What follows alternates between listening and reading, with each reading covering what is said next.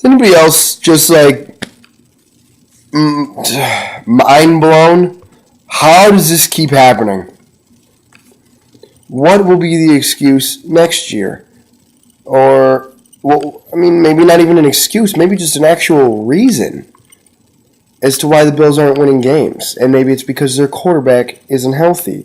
How does EJ Manuel finish a game and then on Monday, I think it was Monday, Doug Marrone tells me that he suffered a knee sprain. I'm thinking, oh no. But then he's like, he should be good to go Sunday. And then Wednesday, right after practice, you're like, nah, that's out.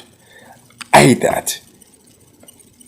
Oh, it's just makes things that make you just. So fire up the Thadderak one more time, because Thad Lewis will be in the building on Sunday. But I don't want to gloss over this EJ thing. Marrone stands by the fact that he's not injury prone, but the fact still remains that he is getting hurt. EJ has done enough, at least for me, to the point where I'm interested to see what he can do with a full offseason. Hopefully he stays healthy for off training camp, and then what he does, moving into next year. I'm curious enough that I want to see more of him, because I do see improvements in his game, even when he struggles like he did on Sunday for the first, at 1:30 in the afternoon, you were ready to draft a new one, probably. But how did you feel the rest of the game? That's sort of my question. He does, like I said, he does enough to he shows me enough. I don't even know how to put it into words. I feel like I can see him getting acclimated to the NFL. Because he makes some really good throws, some really poor ones, but he doesn't seem to get rattled. He's always calm, and I like that kind of demeanor about him. And he gets excited for his teammates when they make plays. He gets excited when he makes plays. So he has an interesting, like I said, demeanor. And I want to see more of it. I'm not ready to throw in the towel, and I don't think the Bills are either. But I kind of want to know what you guys are thinking, about the situation. Is he injury prone? It sort of looks like he is, but he did get injured in training camp, which you can't really knock on him. I mean, it happens in the preseason game, and he didn't play till week 1 and played all right, I thought. The shot he took against Cleveland was his fault for not going out of bounds. Is he injury prone for that? No, that was just a stupid play. And now he just re-injured the knee that he hurt in camp. Or he just sort of re-sprained it. So does that make him injury prone? I don't think so.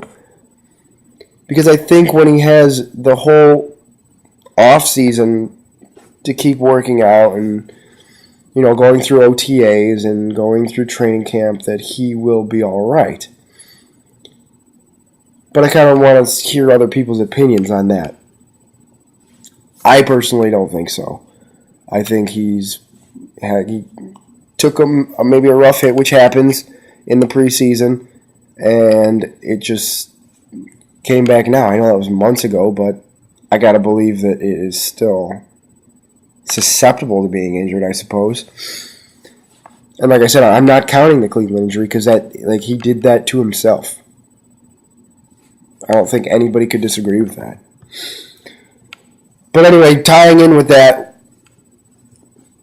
what are your thoughts on EJ? Like I said, I want to see more. I like the way he carries himself and the way he takes responsibility for his own poor play and how he sounds like he says all the right things and understands the game, and he just needs to battle back health-wise and really just take it up a notch, take up his studying, going through his reads and understanding coverages and what have you. And I think he's capable of doing it. I think he's a smart guy. So I want to see more.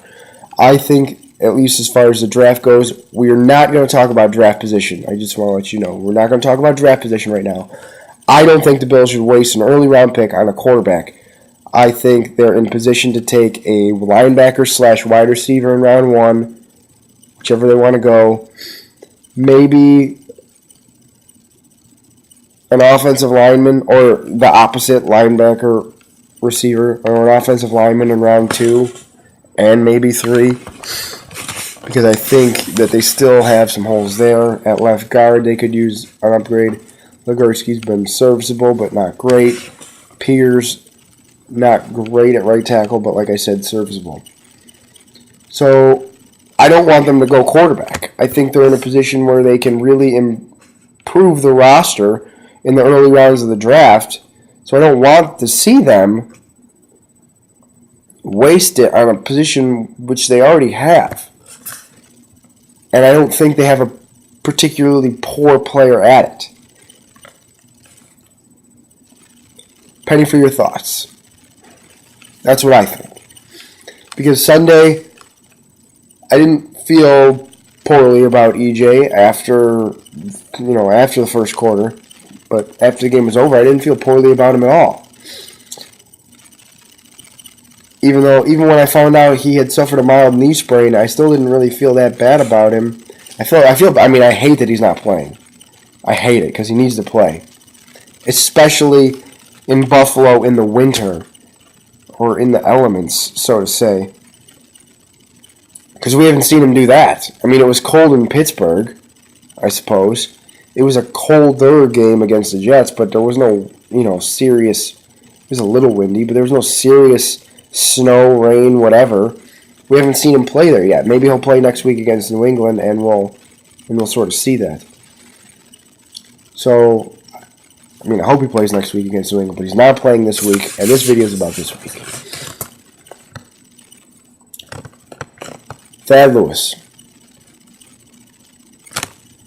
has pretty much given you the same game every time he's gone out there, against Cincinnati, against New Orleans, against Miami. He beat Miami. Can they beat Miami again? Now, I think they beat Miami primarily because of Mario Williams, obviously, stripping that ball, and Kyle Williams jumping on it, setting up the field goal. Do you really think that if Miami had, in fact, punted, that the Bills would have gone down the field with Thad Lewis to get that field goal? I'm way more skeptical about that. Way more. Because that offense did nothing in the second half of that game. It took a cheap shot to Thad's head to rile him up. And they only ended up getting a field goal on that drive, I believe. Excuse me. I think he's capable of beating the Dolphins. He doesn't have Steve Johnson, which kind of sucks. And first of all, salute to Steve Johnson for even playing last Sunday. How could your head be in the game? I feel bad for him, and I just hope he's okay mentally and emotionally. And if he doesn't play the last 2 games, I would understand. I can't imagine what it would be like to get a phone call that your mother has passed away, and I don't even know what the last thing he said to her was. And I don't want to know. I don't really want to know that story, to be honest with you, because it's terrible. It's terrible. But thank you, Steve Johnson. Like I said, I hope you're here next year. And, I appreciate everything you do for this city and this football team, whether it's on the field or off of it. But he won't be on the field on Sunday, so Thad Lewis is going to have to play with Robert Woods and TJ Graham and Marquise Goodwin. TJ Graham and Marquise Goodwin haven't had a catch in 3 games. Battling a bit of a cough, sorry. They have no catches for the past 3 games, so they need to get involved again. They need to figure out a way to get them involved again. Running game has to be there. The running game was very good against the Jaguars. It could be very good against the Dolphins, even though it wasn't last time. But I just like the Bills better at home. especially against a division opponent. It's not like the Bills are not going to roll over and just give the Dolphins the game. I cannot see that happening. I think they play with too much pride, really. I don't think the captains of that team will let that happen. I mean, because it already happened this year. It did happen one time at Tampa Bay, and I don't think it's going to happen in the last game of the year at the Ralph. I just don't think it will. The Dolphins are playing for something, so the Bills can play spoiler. The Dolphins have a realistic shot at the playoffs, and that surprises me because I don't think they're that good. But they've been good at when they've needed to be. They beat the Steelers on the road a couple weeks ago in the snow. So there you go. They can play in the weather. Don't worry about that. They can play in the weather.